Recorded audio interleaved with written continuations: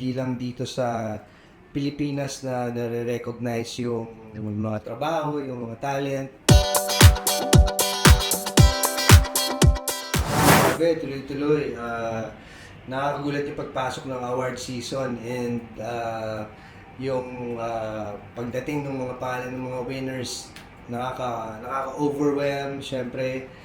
Pero sobrang thankful na nangyari lahat to. Sulit lahat ng mga pinaghirapan ng lahat ng mga tao na involved sa paggawa ng pelikula kahit last year pa siya ginawa.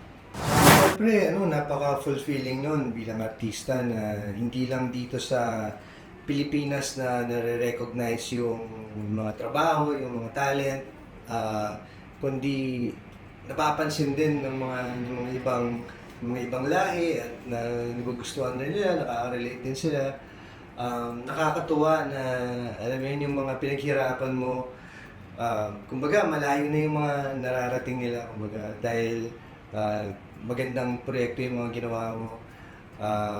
Nakatulong yun para alam mo yan, ma-promote niya yung sarili niya at makarating kung saan. Siguro bukod sa talent na pwede mong i-develop, mas mabuti na i-develop rin yung pakikisama at yung work ethics, yung habits mo sa trabaho. Napaka-importante na hindi mo binibigyan ng problema yung mga katrabaho mo, yung mga kasamahan mo. Hindi ka nagiging sakit sa ulo na pwedeng mag-cause ng delay sa mga trabaho nila.